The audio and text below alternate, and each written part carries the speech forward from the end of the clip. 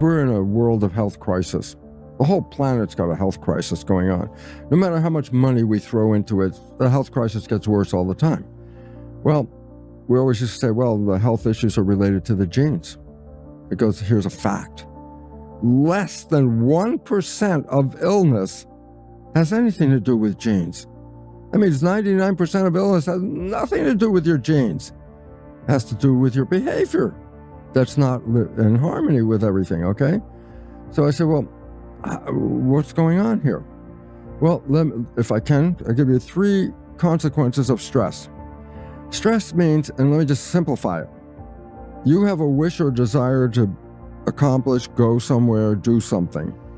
If anything gets in the way of that destination, by definition, that's called stress. Because you're trying, I want that, I can't get there, that's a stress. So basically I say, so what's the story? I say, the moment you're in stress, the brain reads stress levels and releases stress hormones. I go, so what? I say, well, there are 3 results of the stress hormones that then when you put them all together accounts for the entire health crisis on this planet. I say, what are they? Well, number 1, when you're stressed, it goes back to the ancient idea of being chased by a saber-toothed tiger. Stress is something's interfering with your life, run. Okay? Well, when you run, you have to use your arms and legs because that's what's going to carry you away. But the blood in the body is not evenly distributed. It's primarily focused on the gut. I go, why? Well, that's all the organs that maintain your health and your life, replenish the body's energy, repair the damages, do all this stuff, take care of maintenance of the body. So virtually all the blood is concentrated here in the gut.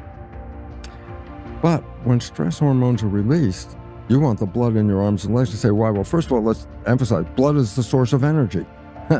So if you're going to run, you want the blood in your arms and legs so you can run, okay?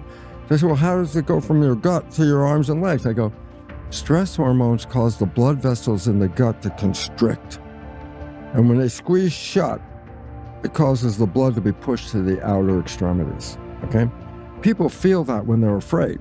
It's like queasy, you get a little queasy, butterflies in the stomach. That's the squeezing of the blood vessel. You can feel it, okay? So that pushes the blood to the arms and legs so you can run away from that tiger. So that's number 1. Number 2, the immune system uses a tremendous amount of energy. So if you've ever been sick, sometimes you don't even have the energy to get out of bed. So now I put a scenario, you're being chased by a saber-toothed tiger, you got a bacterial infection. I said, well, how are you going to split the energy? How much to run away from the tiger, and how much energy should I put into handling the bacteria? It's a no-brainer because the answer is simple. If the tiger catches you, a bacterial infection is not really relevant to you anymore anyway. So basically, number 2, stress hormones shut off the immune system to conserve the energy to deal with the immediate stress. Okay? How effective, I always like to add this, is that when doctors want to transplant an organ from person A into person B, A is a foreign tissue. If you put A into B, the immune system in person B is going to try to reject that. So before they do the transplant, doctors give the recipient stress hormones. So that means when they do the transplant, the immune system is not anxiously ready to destroy it, okay? So number 2, shut down the immune system. Number 3, which I frequently talk about adding an insult to the injury you just got, is the conscious brain is creative, but it's very slow compared to the hind brain, which is reaction reflexes. So if you're in a stress situation, you don't want to rely on conscious processing. Stress hormones cause the blood vessels in the conscious brain, right here in the front, to squeeze shut, just like the gut.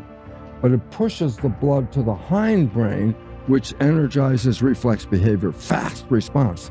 You become less intelligent when you're under stress.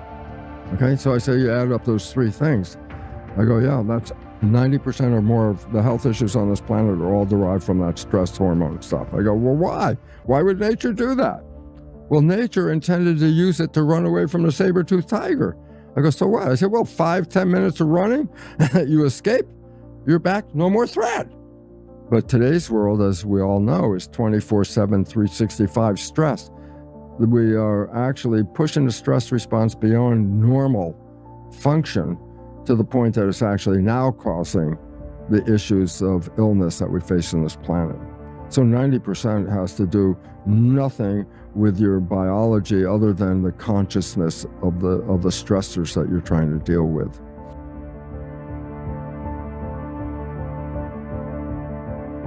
See if you can catch yourself complaining in either speech or thought about a situation you find yourself in, what other people do or say, your surroundings, your life situation, even the weather.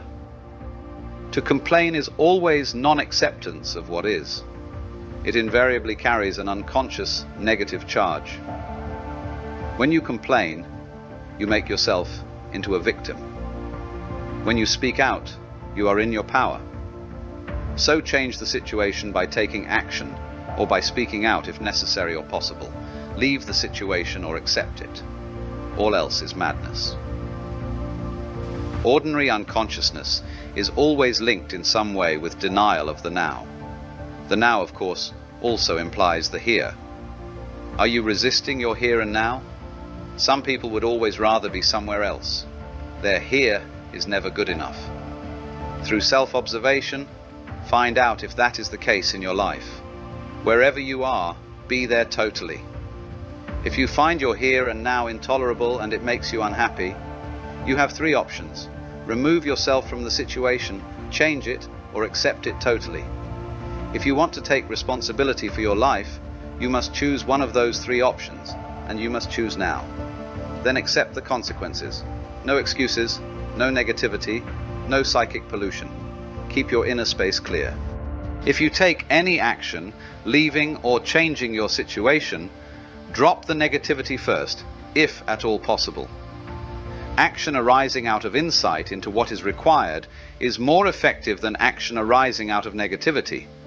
Any action is often better than no action, especially if you have been stuck in an unhappy situation for a long time.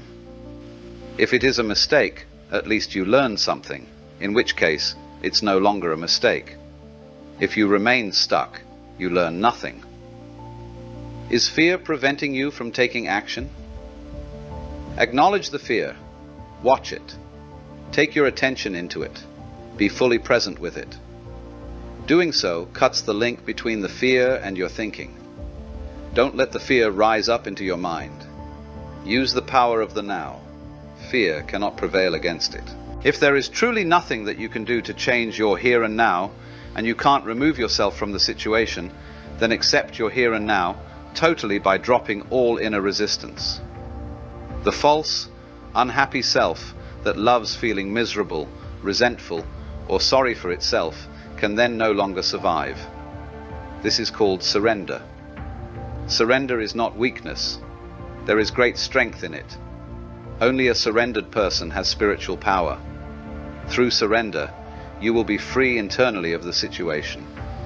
You may then find that the situation changes without any effort on your part. In any case, you are free. Or is there something that you should be doing but are not doing it? Get up and do it now.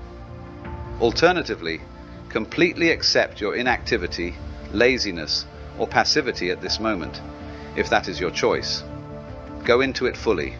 Enjoy it. Be as lazy or inactive as you can. If you go into it fully and consciously, you will soon come out of it. Or maybe you won't. Either way, there is no inner conflict, no resistance, no negativity. Are you stressed? Are you so busy getting to the future that the present is reduced to a means of getting there?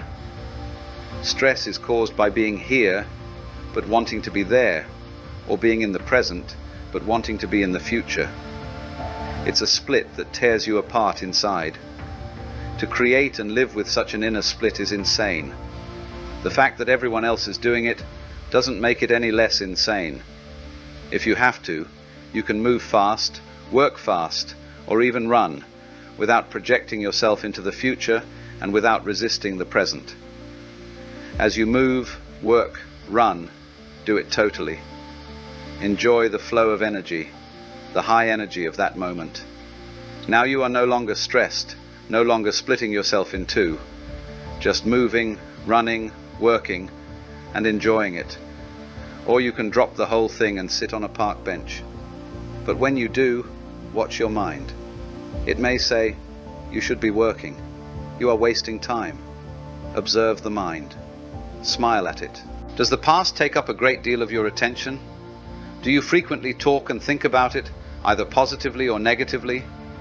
The great things that you have achieved, your adventures or experiences, or your victim story, and the dreadful things that were done to you, or maybe what you did to someone else? Are your thought processes creating guilt, pride, resentment, anger, regret, or self-pity? Then you are not only reinforcing a false sense of self, but also helping to accelerate your body's aging process by creating an accumulation of past in your psyche. Verify this for yourself by observing those around you who have a strong tendency to hold on to the past. Die to the past every moment. You don't need it. Only refer to it when it is absolutely relevant to the present. Feel the power of this moment and the fullness of being. Feel your presence. Are you worried? Do you have many what-if thoughts? You are identified with your mind, which is projecting itself into an imaginary future situation and creating fear. There is no way that you can cope with such a situation because it doesn't exist. It's a mental phantom. You can stop this health and life-corroding insanity simply by acknowledging the present moment. Become aware of your breathing. Feel the air flowing in and out of your body. Feel your inner energy field. All that you ever have to deal with, cope with, in real life, as opposed to imaginary mind projections, is this moment. Ask yourself what problem you have right now, not next year, tomorrow, or 5 minutes from now. What is wrong with this moment? You can always cope with the now, but you can never cope with the future, nor do you have to. The answer, the strength, the right action, or the resource will be there when you need it, not before, not after. One day I'll make it. Is your goal taking up so much of your attention that you reduce the present moment to a means to an end? Is it taking the joy out of your doing? Are you waiting to start living? If you develop such a mind pattern, no matter what you achieve or get, the present will never be good enough. The future will always seem better. A perfect recipe for permanent dissatisfaction and non-fulfillment. Don't you agree? Are you a habitual waiter? How much of your life do you spend waiting?